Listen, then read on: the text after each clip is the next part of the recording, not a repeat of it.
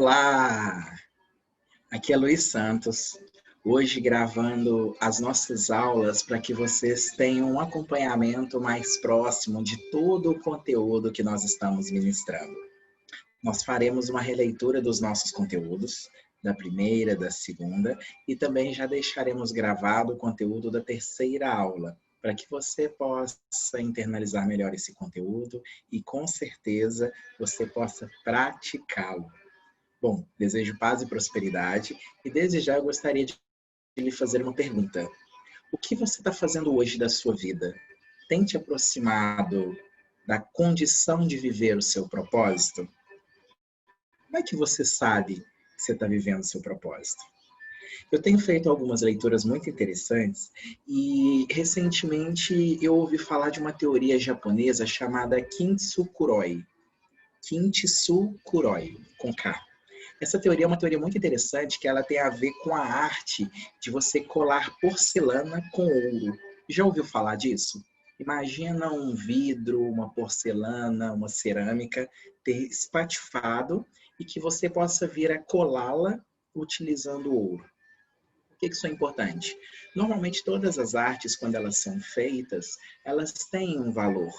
Agora, imagine a possibilidade de que um artista diferenciado pudesse pegar uma porcelana, uma cerâmica, e pudesse, através do ouro, conectar todos os pedacinhos de forma que aquela arte, ela, além de conseguir manter uma beleza que já possuía, pudesse agora apresentar outras características.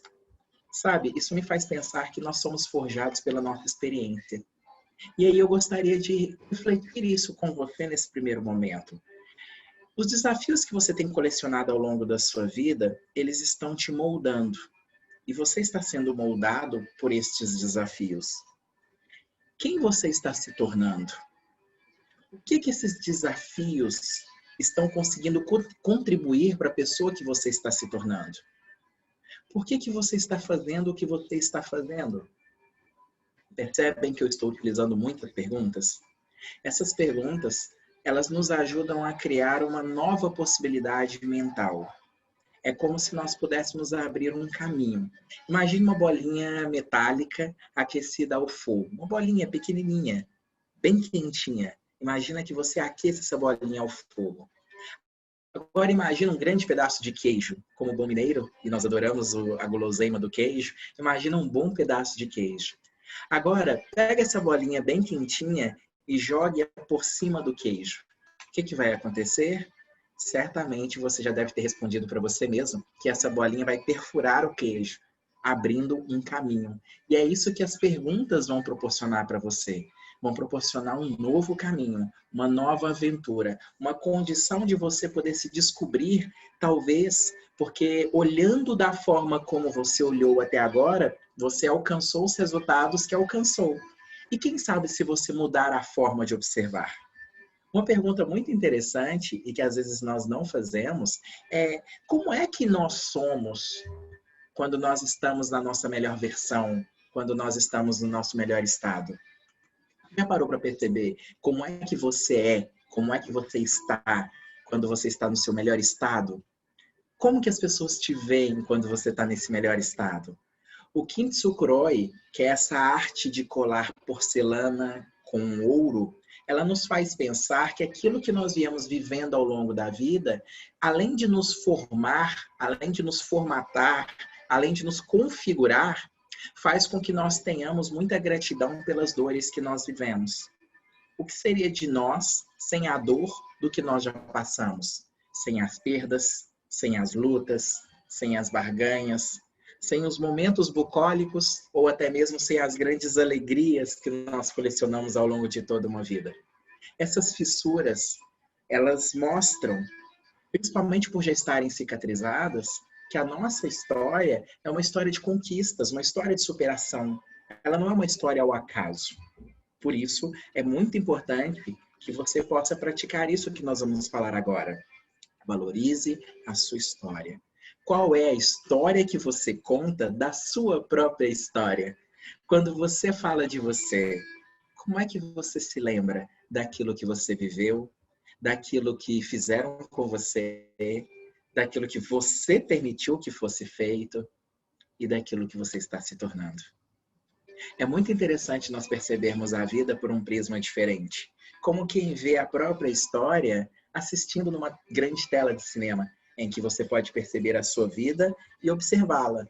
Será que a pessoa que você está vendo no telão da sua vida é a pessoa que você gostaria de ser? Bom, acredito que você já deve estar bastante reflexivo com essas perguntas, porque você faz parte do Intensive. O Intensive, ele tem como um dos princípios que você consiga reorganizar o seu modelo mental para que você possa verdadeiramente se tornar aquela pessoa que vai realizar todos os propósitos que estão diante de você. O propósito é como se ele fosse uma grande âncora. Ele é uma resposta condicionada. Ele está neuroassociado em você. Você sabe por que você faz o que você faz. Mas e quando você não sabe? Nessa disciplina de desenvolvimento pessoal, nós vamos trabalhar isso. Nós vamos trabalhar o encontro de perguntas com algumas dessas respostas. E eu quero te dar parabéns por você estar aqui conosco agora. Não vai existir uma mudança consistente na sua vida se verdadeiramente você não tiver uma mudança de mentalidade. Nós podemos buscar referências disso na Bíblia, na filosofia, no empirismo e em várias outras áreas. O apóstolo Paulo, quando ele escreve a sua carta aos Romanos, no capítulo 12, verso 2, ele diz: não sede conformados com este mundo, mas sejam transformados pela renovação do vosso entendimento, para que experimenteis qual seja a boa, agradável e perfeita vontade de Deus. Nossa mente, ela vai passar por uma metanoia e nós vamos construir um mindset. Se metanoia, quer dizer superior, maior, algo sobre algo, e noia tem a ver com mente, mindset, mind tem a ver com mente, mas set tem a ver com configuração. É uma forma business de nós falarmos a mesma coisa. Como a nossa mente está configurada para que nós possamos colecionar as nossas crenças, os nossos valores, os nossos sistemas de objetividade, os nossos filtros mentais. Tudo isso está configurado de alguma forma, como se fosse um computador. Assim como um computador ele é programado pelas letras, pelos alfanuméricos, pelos números, pelos caracteres, a nossa mente também está. Aristóteles dizia que não existe nada no vosso intelecto que antes não tenha passado pelos teus sentidos. Quais sentidos? Visual, auditivo, o sinestésico, aquilo que você toca, aquilo que você sente, aquilo que você cheira, o paladar. Tudo isso faz parte da sua conexão com o mundo.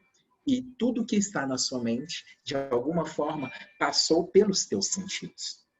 O apóstolo Pedro também ele nos dá uma chamada a esse respeito. Em 1 Pedro 1,14 está escrito: como filhos obedientes, não vos conformando com as concupiscências que antes haviam em vossa ignorância.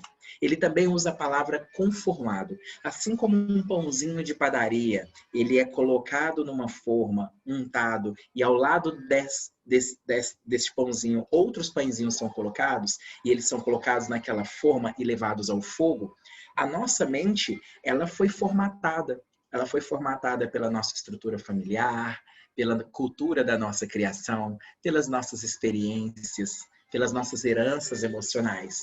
Agora, uma coisa é o que nós vivemos, principalmente dos 0 aos 12 anos de vida, que formataram a boa parte das nossas crenças e convicções.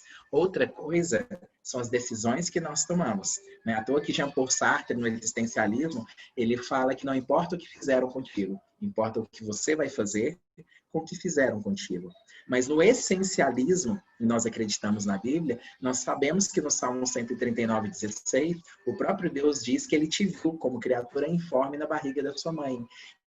Então você tem uma essência espiritual e você habita num corpo existencial, num corpo físico. E por que eu estou falando sobre isso? Porque quando a sua mente ela está conectada com os pensamentos mais altos que os seus, ela está conectada com caminhos melhores que os seus, você abre possibilidades para que você possa percorrer uma nova história. E essa nova história, a partir de agora, ela começa com você. Eu quero te convidar a fazer este gesto, olhar para a tela e falar assim: foco. Eu estou com foco. E mais uma vez eu tenho foco. E por que é importante isso? Porque o foco, ele te ajuda a pintar o quadro da sua vida. Quais são as cores, as pessoas, os lugares, o que é que você quer que tenha na sua vida. Quando você não desenha o quadro da sua vida, sabe o que acontece? Você acaba dizendo sim para aquilo que nunca deveria ter entrado. Você acaba tendo dificuldade de dizer não. Você acaba investindo o seu tempo com aquilo que não te leva para o seu estado desejado. Eu comecei há minutos atrás perguntando para você, o que você está fazendo hoje está te levando para o seu estado desejado? Está te levando para viver o seu propósito? E essa é uma pergunta interessante, principalmente quando nós entendemos que no desenvolvimento humano nós temos dois princípios. Nós temos o nosso estado atual e nós temos o nosso estado desejado. O que é o nosso estado atual? É como nós somos hoje. É o que nós fazemos hoje. É o que nós temos hoje. É o seu ser, o seu fazer e o seu ter hoje. Esse é o seu estado atual. E cada um de nós é possível que tenham sonhos, objetivos, metas. E esses sonhos, seus objetivos e metas, eles não estão em você hoje. Eles estão no seu estado desejado. Então, no seu estado desejado, é possível que você veja, ouça, sinta tudo aquilo que você queira viver no futuro, tudo aquilo que você queira fazer no futuro e tudo aquilo que você queira ter no futuro. Então, nós temos um estado atual e nós temos um estado desejado. No estado atual, nós podemos planejar o estado desejado. Então, não é só olhar para o futuro e planejar o futuro e esperar o futuro acontecer para nós vivermos. Quando nós temos clareza no estado atual do que nós queremos no estado futuro, no nosso estado atual, nós já podemos começar a nos comportar. Isso, quase que fingir a ser, viver um dia de cada vez, de forma que a gente possa planejadamente trazer o estado desejado para mais perto do estado atual. E assim, planejar, projetar, inclusive as implicações do nosso futuro. E quando nós saímos do nosso ponto A, nosso estado atual, para o nosso estado desejado, nós nos deparamos com uma distância entre ambos. O que é um problema? É a distância entre o ponto A e o ponto B. Se hoje você ganha R$1.000 e quer ganhar R$2.000, você tem uma diferença de 1.000. Então, esse é o tamanho do seu problema. Agora, se você ganha R$1.000 e você quer ganhar 1 milhão, pode ser que a sua distância seja maior. E aí, esse é o tamanho do seu problema. Então, o que é um problema? Um problema é você ter uma grande distância entre quem você quer ser e quem você está sendo.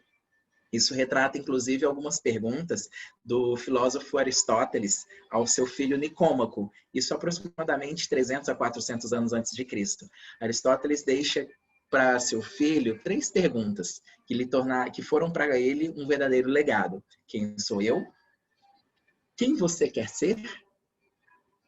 E o que você precisa fazer para você ser quem você gostaria de ser? Agora imagina que essas perguntas sejam feitas para você. Quem é você hoje? Quem você gostaria de ser? O que você precisa fazer hoje, ou começar a fazer hoje, para você se tornar a pessoa que você quer vir a ser? Nesta situação do quem é você e quem você gostaria de ser, você vai ter uma jornada. E talvez sua jornada possa ser semelhante à do filho pródigo. Lembra? Um pai tinha 2 filhos e o filho mais novo pede ao seu pai toda a sua herança. Ele, portanto, recebe a sua herança e ele sai para o mundo. No mundo, ele gasta todo o seu dinheiro dissolutamente. Após gastar todo o seu dinheiro, vem uma grande crise. Ao buscar por comida e por trabalho, ele se depara com a comida de porcos. E antes de comer da comida de porcos, ele se lembra que na casa de seu pai, os trabalhadores se alimentam com fartura. E ele inicia um trabalho de volta. O que isso tem a ver conosco? Quando nós saímos do ponto A em direção ao ponto B, no caminho que nós estamos fazendo até chegar no ponto B, nós vamos nos deparar com os nossos vícios. O que são vícios? São comportamentos com alto nível de engajamento. São momentos em que nós descobrimos que nós temos alguns comportamentos, alguns hábitos, alguns pensamentos que eles não nos levam para onde nós queremos estar. Nós vamos nos deparar com os 7 pecados capitais, com a nossa soberba, com o nosso orgulho. Nós vamos nos deparar com a avareza. Nós vamos nos deparar com a luxúria, com a inveja, Às vezes nós não sabemos lidar com o sucesso do outro, com a gula. No momento de ansiedade, muitos de nós descontam na comida, com a ira. Basta que algo aconteça diferente do que você queria, que uma alta energia interna, ela acaba vindo como se fosse uma grande erupção e você pode falar aquilo que apenas pensou, mas que talvez naquele momento não deveria falar. Ou até mesmo a preguiça. Aqueles que sempre vão procrastinar, sempre vão deixar e adiar o seu sonho para o amanhã. Quando você sai do ponto A em direção ao seu sol, em direção ao seu estado desejado, em direção àquilo que você quer conquistar, muito provavelmente você vai se deparar com um engajamento muito grande de você, porque você aprendeu os seus 7 pecados capitais, você aprendeu os seus vícios ao longo de anos. E nesse aprendizado, pode ser que você comece a perceber que a caminhada constrói o propósito. E na hora que você começa a caminhar, aquilo que parecia ser uma linha reta entre o ponto A e o ponto B, que parece ser uma linha reta, ele se torna numa grande espiral. Você cai pelos vícios. Até que chega um determinado momento que você tem uma tomada de consciência. O que é uma tomada de consciência? Você passa a entender quais são os pensamentos, as emoções e os comportamentos que verdadeiramente, se colocados de uma forma organizada, congruente, eles vão te levar para poder reconstruir o seu caminho de um jeito mais próprio. Então você cai pelos vícios, tem uma tomada de consciência e sobe pelas suas virtudes. Que virtudes são essas? Exatamente o contrário dos 7 pecados capitais. Se num primeiro momento você foi soberbo e orgulhoso, num segundo momento é a humildade, o perdão, o arrependimento, quem faz com que você verdadeiramente se coloque numa posição de vulnerabilidade. E o que é a vulnerabilidade? Senão a nossa conexão com o nosso lado mais alegre, mais capaz de trazer criatividade e inspiração. E aí você começa a crescer pela humildade, pela caridade, você começa a buscar mais bondade, você começa a buscar santidade, temperança. Sabe o que é isso? Você vai viver o que está em Gálatas 5:22. Você vai viver os frutos do Espírito. Então você cai pelos vícios, sobe pelas virtudes. Você caindo pelos vícios e subindo pelas virtudes, você vai se deparar com algo muito interessante. Que algo é esse? É você poder conseguir entender que você é luz e é sombra. Assim como o mundo é dual, nós temos dia e noite, alegria e tristeza, morte e vida. Nós temos um time que ganha, um time que empata, e um time que perde, e um time que o empate é pior do que uma derrota, e outro time que uma derrota é tão ruim que ele não consegue lidar com ela. Sabe? Nós temos uma dualidade. E nessa dualidade nós descobrimos que o bem que nós queremos nós não fazemos, como o apóstolo Paulo registrou em Romanos 7. Mas o mal que nós não queremos, este nós fazemos. Isso tem a ver com a nossa dualidade.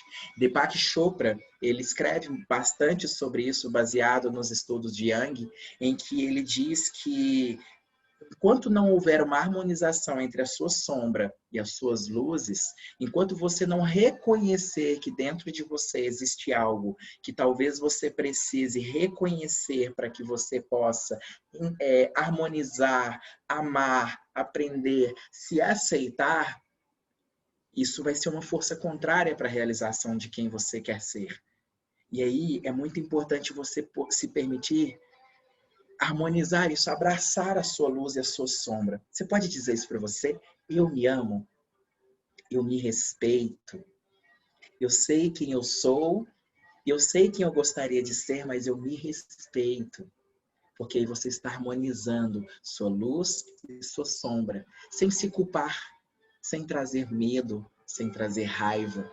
E tudo isso vai te permitir sair dos vícios de um jeito mais harmonioso, ir para as virtudes de um jeito mais caloroso. E assim você reconecta no seu caminho de sair do ponto A em direção para o ponto B. As pessoas normalmente elas querem fazer 2 tipos de metas. As metas estratégicas e as metas atividades. O que é uma meta estratégica? É aquilo que você quer ver, quer ouvir, quer sentir quando alcançar algum resultado. É aquilo que você quer ter. é aquilo que você quer fazer.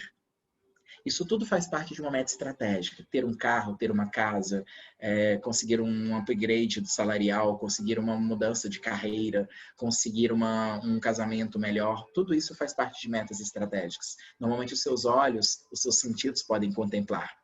É diferente de quando você tem uma meta competência. O que é uma meta competência? É aquilo que você precisa ser primeiro. É o seu conjunto de recursos que, se bem trabalhados, vão fazer com que você tenha todos os elementos necessários, todos os recursos necessários, todas as competências necessárias para você ser quem verdadeiramente você quer ser. Então, a metacompetência, ela nos permite entender que ou você já tem todos os recursos que precisa, ou você pode criá-los. Imagina que para você ter uma excelente vida financeira, é tão importante saber que você vai gastar menos do que ganha, quanto saber que é importante desenvolver o recurso da disciplina, o recurso do amor ao aprendizado, para que você saiba onde melhor investir, o entendimento do amor próprio, para que você não caia num comportamento viciante, que é a falta de amor próprio. A falta de amor próprio, ela funciona como se fosse uma doença autoimune.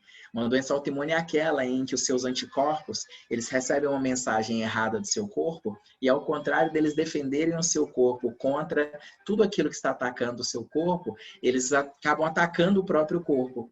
É assim que acontece quando você tem uma baixa no seu amor próprio.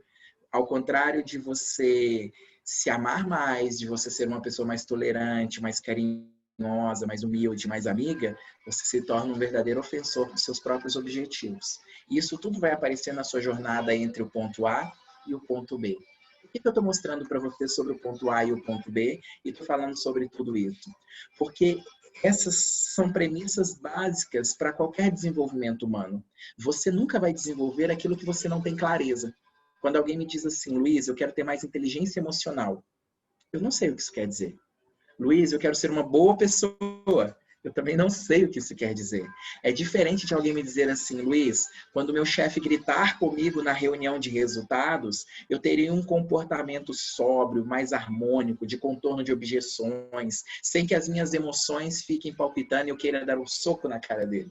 Imagina você conseguindo ter essa cena e essa cena sendo tão clara que quando chegar esse momento, você vai entender que você quer ter um recurso interno de você ser mais harmonioso, com temperança, com paz, longânimo, com palavras mais doces no momento tão crítico.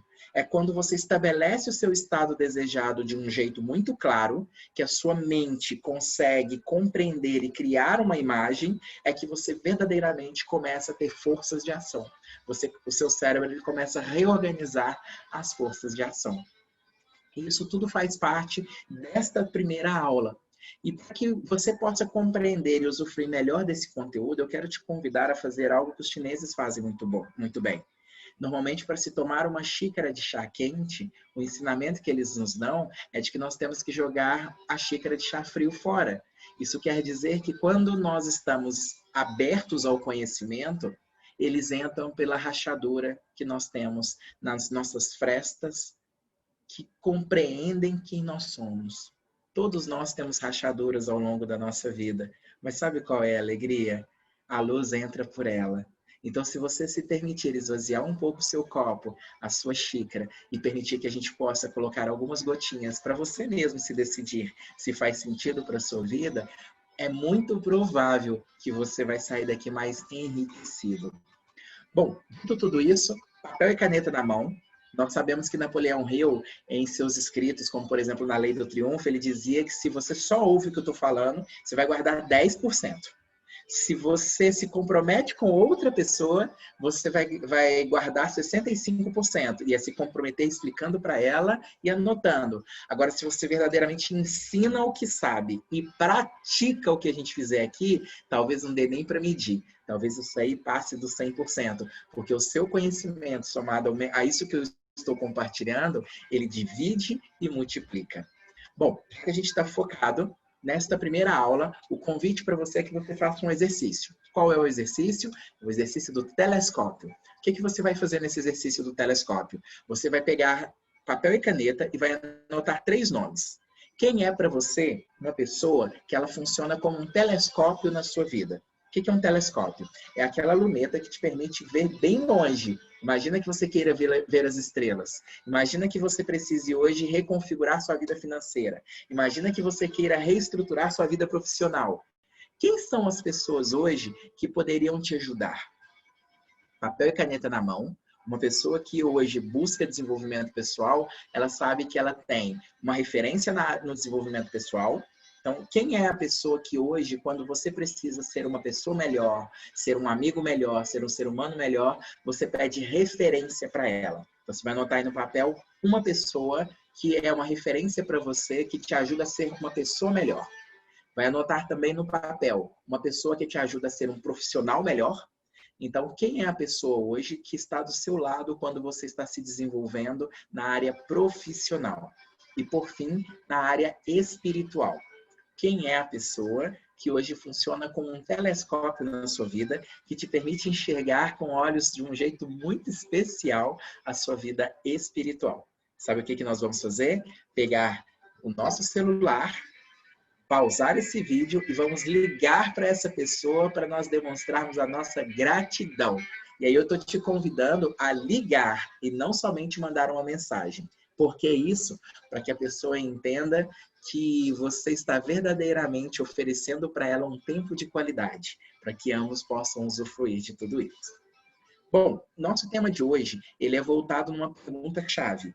Por que ser um líder coach? Já ouviu falar desse termo? Talvez você já tenha ouvido falar de Bill Harbor. Ele é um pastor, um coach, um escritor americano. E ele é conhecido mundialmente falando porque ele tem, além de muitos livros e ele faz muitos treinamentos voltados para a liderança, ele é um dos pastores mais respeitados dos últimos anos. E por que ele é tão relevante? Porque ele usa a técnica do coaching, que nós vamos falar mais à frente, dentro do modelo de gestão que ele possui na igreja, nos seus relacionamentos e para conseguir maior engajamento com as pessoas. Tem uma frase dele que ficou muito conhecida em que ele diz que o coaching é a ferramenta de liderança mais importante para ajudar as pessoas a alcançar seus objetivos. Isso são palavras de Bill Harbor. Outra pessoa que ficou mundialmente conhecida, e talvez você já tenha lido livros dele, porque ele é um escritor, ele é um best-seller, é o John Maxwell. John Maxwell é um autor cristão evangélico que já faz um trabalho há muitos anos. Ele é conhecido como o maior treinador de líderes do mundo. Por que ele é importante para nós? Porque nós estamos pegando aqui duas referências que têm uma atuação forte nas igrejas, que usam a metodologia do coaching, que usam as teorias do desenvolvimento pessoal para que nós possamos ter melhores resultados para nós, para o outro e para o mundo que nós estamos inseridos. Eu gosto muito de pensar nessa filosofia do Carl Jung, em que ele nos traz um pensamento a respeito de nós mesmos para lidarmos com pessoas que me parece ser muito prático, muito aplicável. Ele diz assim: conheça todas as teorias, domine todas as técnicas, mas ao tocar uma alma humana, seja apenas outra alma humana. Então vamos começar aqui com o que é coaching, já que eu toquei nesse assunto. Bom, líder eu vou falar daqui a pouquinho. Talvez coaching para você seja algo um pouco diferente. Então, o que é coaching?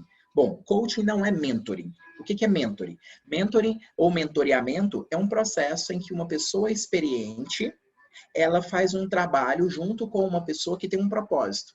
Então, muito provavelmente, você tem um objetivo, um propósito, sabe o que quer, e você busca uma pessoa que já tem experiência naquele segmento para que possa haver uma transferência de know-how, uma transferência de conhecimento e, se possível, até uma transferência de meios e formas de se encontrar a habilidade necessária para se realizar um projeto. Então, é muito importante que o mentor ele tenha conhecimento específico daquela área. Isso não é coaching. Coaching também não é terapia. Essa prática utilizada pela psicologia, pela psicanálise, pela psiquiatria, não se aplica ao coaching. Coaching, ele pode até ser terapêutico, dado que você vai utilizar as palavras para conversar com as pessoas. E normalmente quando as pessoas elas conversam, isso pode fazer bem para elas, então pode ser terapêutico. Mas coaching não é terapia. Coaching também não é treinamento. Sendo muito sincero, o coaching não ensina nada a ninguém. É a pessoa que passa pelo processo de coaching que tira os aprendizados, porque ela vai passar a olhar para ela mesma. Não é que o coach vai lhe dar conhecimento, é que ela, ao fazer as tarefas e as reflexões proporcionadas, ela vai chegar a um nível de consciência mais alto.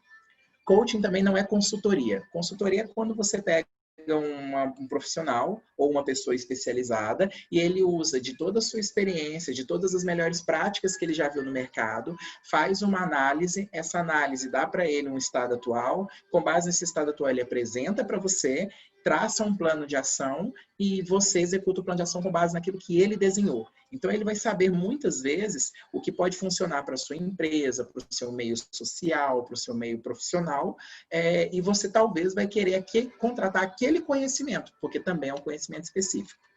E o que é o ensino? O ensino é quando há um processo educacional, em que o conhecimento de alguém é transmitido para outro alguém. O coaching, ele não tem esse objetivo. O coaching, ele é um método que ajuda a maximizar resultados. De que forma? Ele trabalha com clareza, objetivos, ele trabalha com métodos, com técnicas, com ferramentas para que a pessoa possa alcançar seu resultado. Ele tem por objetivo ajudar a pessoa a acelerar o tempo em que ela faria algo. Ele tem por objetivo ajudar uma pessoa, muitas vezes, a desobstruir obstáculos que ela tem, e esses obstáculos muitas vezes estão associados no campo mental, podem ser crenças, podem ser condições que a própria pessoa enxerga da sua vida e que com o coaching ela pode entender como ela poderia superar aquilo, o que ela poderia fazer a partir daquele momento para alcançar um resultado. Uma leitura que nós indicamos é do John Wiltmore, no livro Coaching para Aprimorar o Desempenho. Nesse livro ele traz um entendimento muito legal que a técnica do coaching, ela ajuda a desbloquear as pessoas que hoje não conseguem realizar seus resultados e patrocinar de forma positiva para que elas possam vir a serem mais realizadoras. E é também um livro que eu recomendo muito, que se chama O Jogo Interior do Tênis. Esse é um livro que eu recomendo mesmo que você faça uma leitura, porque esse livro ele vai falar muito sobre o nosso processo mental. O autor desse livro, do The Inner Game, O Jogo Interno do Tênis, o Timothy Gallwey, ele fala uma coisa muito interessante. É como se dentro de nós existissem dois seres. E esses dois seres, eles têm opiniões diferentes acerca daquilo que você vem a fazer.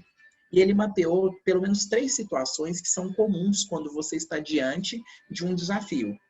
É como se um serzinho, uma voz interna, um diálogo interno que você possui, dissesse para você assim, olha, você não pode, você não é capaz, você não merece, e traz uma série de pensamentos que vão trazer condenação, que vão diminuir a sua concentração, que vão atrapalhar nas convicções necessárias para você poder realizar algo.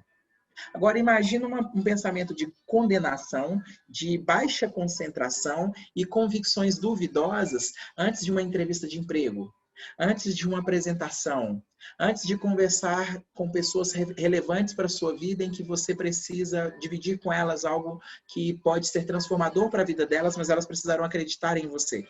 Então, esses pensamentos, quando eles vêm com alta condenação, baixo nível de concentração, baixo nível de foco e crenças muitas vezes negativas, fazem com que essa pessoa tenha um diálogo interno muito ruim, que se conecte muitas vezes com situações do passado em que ela não foi bem sucedida, e essa pessoa diz para ela mesma, eu não consigo, eu não mereço, eu já cheguei até aqui, tá bom demais, não preciso ir para um próximo nível. E aí tem um outro ser dentro de você que ele já pensa diferente. Ele já diz assim, nossa, enquanto um lado está dizendo que você não é capaz, que você não merece, que isso é ruim para você, te condenando, existe uma outra voz que diz assim, mas espera aí, você já não superou tantas coisas na sua vida? Você se lembra de onde você saiu? Você já conquistou isso? Você já não estudou tantas horas para fazer esse projeto? Você já não buscou tanto? Então, enquanto um diz que você não pode, a outra voz diz você pode, e você já foi até mais longe. Enquanto uma voz diz que você não tem concentração, que você se distrai, que você não tem foco, tem uma outra voz que diz você sabe o que você quer. Você se preparou para chegar até aqui, você tem objetivos claros. E há também uma terceira voz que diz assim, eu não estou preparado, eu não acredito em mim. Aí tem uma outra voz que diz o seguinte, mas você já desenvolveu isso. Você sabe que você é, você sabe que você pode fazer e você sabe que você pode ter. Então é como se houvesse um duelo, uma digladiação, um diálogo interno em que você tem uma voz te dizendo que você é condenável, que você não tem concentração e que você não tem crenças positivas. E aí tem uma outra voz que te diz, aumenta a sua percepção sobre você mesmo, você não é condenado, você não é o que as pessoas dizem que você é. Existe uma outra voz que diz, olha, você tem um objetivo sim, você tem um propósito. Existe uma outra voz que diz, você pode desenvolver ainda mais esse nível de confiança. Então, quando você lida com isso, o Tim Galloway, ele traz um entendimento muito legal, em que ele fala com a gente o seguinte, gente, tem uma coisa chamada performance. E o que é a performance? É quando o seu potencial ele é maior que as suas interferências. Então, ele cria até uma fórmula. P de performance é igual a P de potencial menos as interferências. Isso quer dizer o seguinte, quando você diminui as interferências, que interferências são essas? Crenças negativas, alta condenação, um baixo nível de concentração e foco para realizar as coisas. Quando você tem crenças fortalecedoras, quando você não está se condenando, quando você está focado, quando você se permite ter uma percepção sobre você mais ampla, quando você está mais relaxado, tudo isso vai te ajudar, vai fortalecer o seu potencial. Então você diminui as interferências, patrocina o potencial e você melhora a sua performance. Performance é igual a potencial menos interferências. Essa é a grande sacada. Quando você foca no potencial e evita que as interferências elas possam ter tanta força em você, você consegue melhorar a sua performance.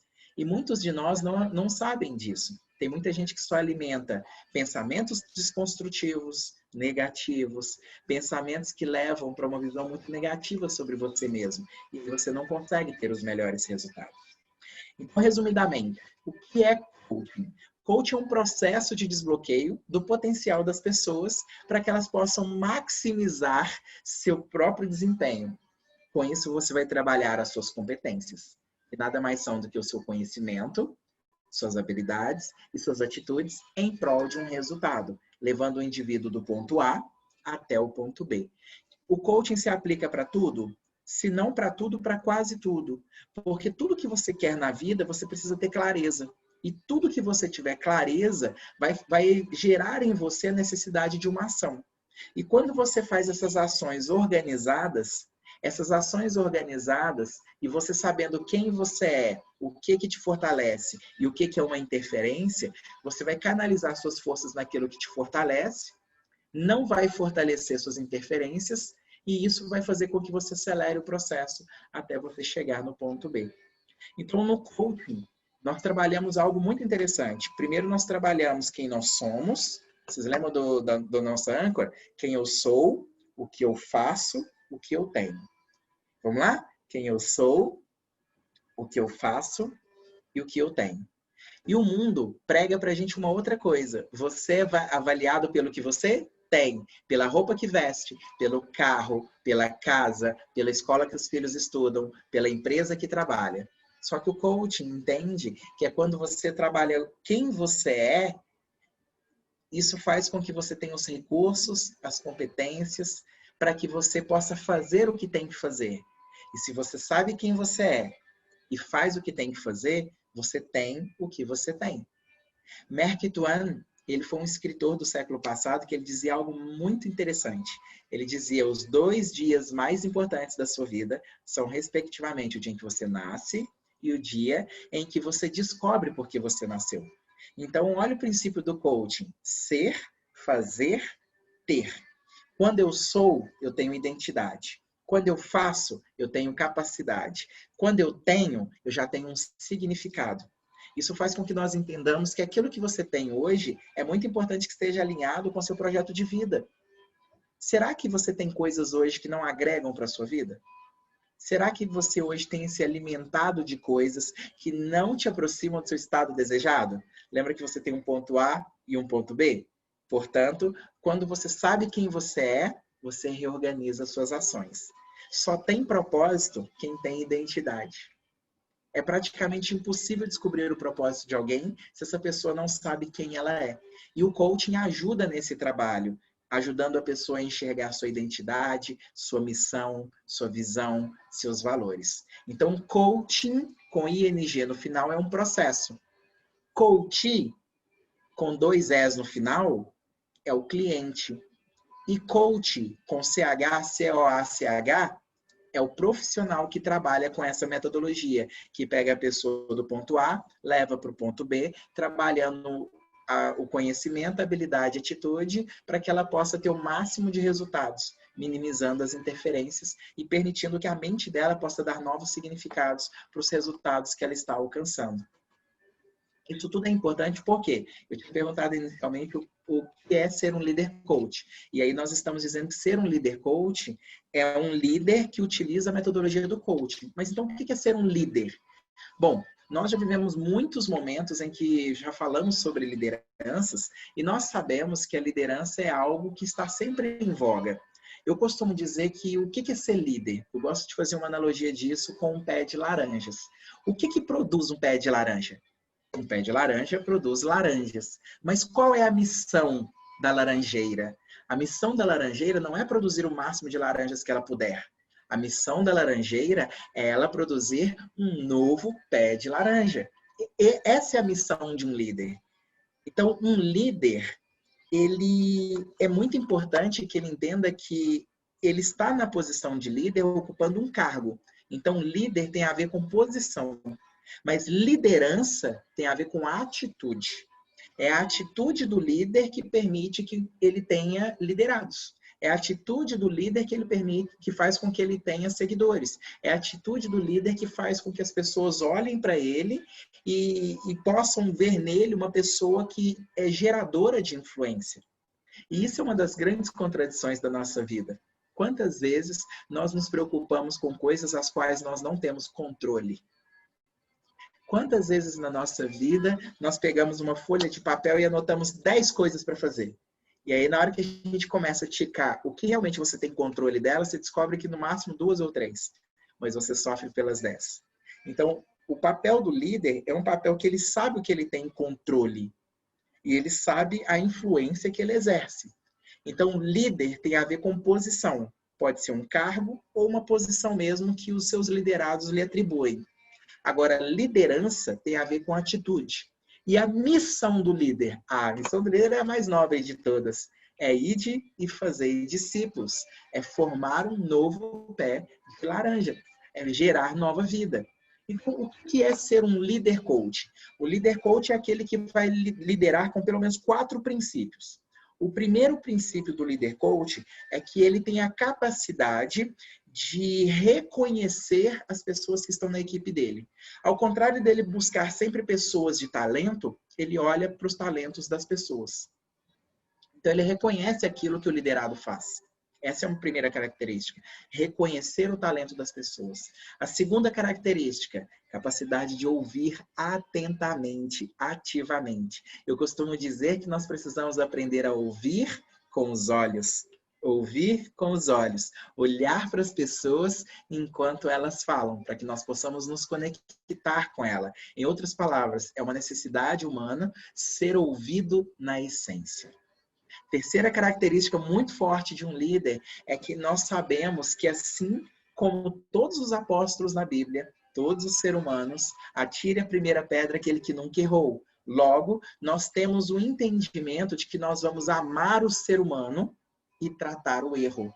Nós vamos tratar pessoas como pessoas, processos como processos. Pessoas como pessoas, processos como processos. Nós vamos amar as pessoas, conhecendo todas as técnicas, dominando todas as teorias, mas diante de uma alma humana, seremos uma outra alma humana. Mas vamos tratar os processos. Por que eu estou sendo enfático nisso? Porque não é incomum hoje que nós vejamos pessoas que elas amam o problema e distratam as pessoas. E isso pode gerar algo terrível para a sua equipe, para os seus liderados. Por isso que nós costumamos dizer que o líder coach, ele separa o erro do ofensor que causou o erro. O ofensor, ele precisa de amor, ele precisa de palavras de edificação, ele precisa de arrependimento, de perdão, de cuidado, de correção. E a atitude que ele cometeu, essa sim precisa ser tratada. É importante a gente não confundir isso. Até porque isso tudo faz parte do quarto princípio do líder coach, que é o de pertencimento. Por que esse princípio ele é tão importante? Porque o pertencimento ele começa na casa da gente. É dentro de casa que nós temos o primeiro princípio da hierarquia, que diz que aquele que veio primeiro, ele tem um papel diferente dentro do meio que você está inserido. Então, nós já temos um princípio bíblico que diz: honrai pai e mãe para que os seus dias sejam prolongados. Então, nós já temos um princípio, uma ordenança bíblica que nos ensina sobre hierarquia.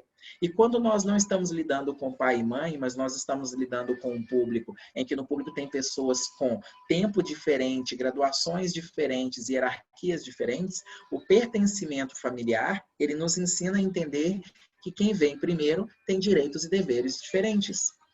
O segundo princípio do pertencimento é a lei da gratidão, que nos ensina a arte do dar e do receber. Então, é dentro da família que nós aprendemos que nós podemos dar e nós podemos receber. E o terceiro princípio é o do próprio pertencimento. É você olhar para as pessoas à sua volta e dizer: nossa, eu pertenço a este nicho, eu pertenço a este clã, eu pertenço a este povo. Por que o pertencimento é tão forte? Porque quando os liderados não se sentem pertencentes àquele meio, as pessoas, elas saem com os pés. Elas não saem com as palavras. Elas apenas dão as costas e vão embora. Elas não vão se prestar ao favor de te dizerem por que estão saindo, porque elas não se sentem parte daquilo. Então, na primeira esfera, nós estamos falando muito fortemente de que nós vamos reconhecer o talento das pessoas, de que nós vamos ter uma capacidade de escuta, de que nós vamos poder errar e ser perdoados, em que nós vamos separar a ofensa do ofensor.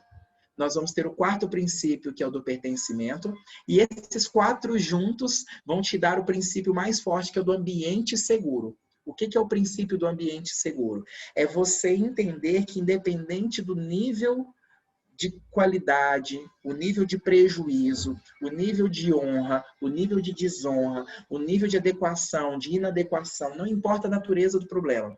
O ambiente seguro é aquele em que a pessoa se sente respeitada nele. Respeitada para ela ser quem ela é, respeitada para ela poder falar daquilo que ela precisa falar, respeitada para ela poder entender que aquilo que ela depositar naquele meio será protegido pelas pessoas que lá estão inseridas. E ela se sentirá preparada, bem cuidada, para que ela possa caminhar a jornada dela, porque se ela compartilhou algo com o seu líder, ela compartilhou algo com alguém que entende a relevância desse alguém. Isso faz sentido para você? É muito importante nós entendermos isso, que o ambiente seguro, ele passa por reconhecer o talento da pessoa, por ouvir na essência, por amarmos a pessoa em detrimento do erro que ela cometeu, pertencimento. Isso tudo constrói um ambiente seguro. Um ambiente seguro para que nós possamos verdadeiramente conseguirmos sim, permitir que aquela pessoa possa ser a melhor pessoa que ela puder ser. E qual é a nossa contribuição? É a do não julgamento. A nossa contribuição é de nós buscarmos retirar do nosso vocabulário toda adjetivação de valor. Ao contrário de dizer que aquela pessoa é boa, ela é legal, ela é ótima, é muito importante nós dizermos em que ela é boa, em que ela é legal, em que ela é ótima. Por que você verdadeiramente gosta dela? Quando nós tiramos um pouco dos adjetivos e nós temos informações de alta qualidade, e aqui informações de alta qualidade, nós conseguimos olhar para a pessoa um pouco mais isento de tantas emoções. Isso faz com que haja um amadurecimento das nossas relações. Então, o que nós vimos até agora? Nós saímos de um ponto A em direção a um ponto B, que nós caímos pelos vícios e subimos pelas virtudes, desde que haja uma tomada de consciência. E no nosso caminho, nós construímos uma jornada, e nessa jornada nós temos um alinhamento de propósito, de missão, de valores, e nós vamos conseguir alcançar os nossos resultados com o máximo de esforço e o mínimo de interferências, exatamente porque a gente vai trabalhar os conhecimentos, as habilidades e as atitudes. Isso tudo dentro de um ambiente seguro, para que nós que estamos na posição de líderes possamos praticar a liderança e essa liderança praticada possa formar novos líderes. Por isso nós reconhecemos as pessoas com o nosso telescópio.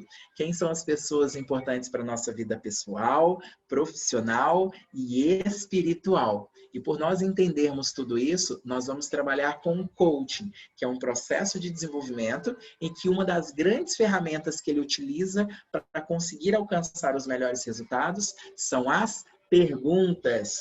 Porque nós aprendemos que perguntas, elas abrem possibilidades, geram caminhos e aventuras. É diferente das respostas. Respostas encerram assuntos.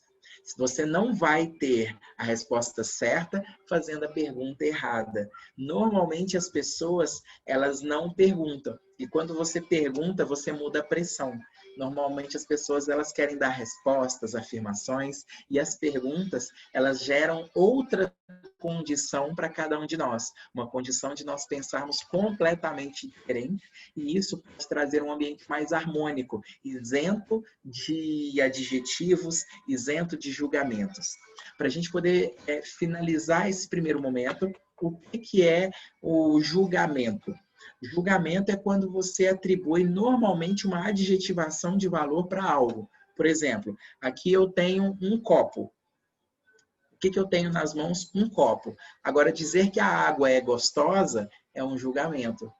Eu estou sentado numa cadeira. Qual é a cor? Preta. Isso é uma observação. Dizer que ela é confortável é um julgamento. Muitas vezes nós olhamos para os nossos filhos, para a nossa esposa, para os nossos liderados e pensamos assim, são boas pessoas. Tá, boas em quê? Eles são pontuais, eles leem a Bíblia, eles são honestos, nunca mataram ninguém. Aí você lista lá uma série de atributos. Aí essa série de atributos te faz entender que aquela pessoa é uma boa pessoa.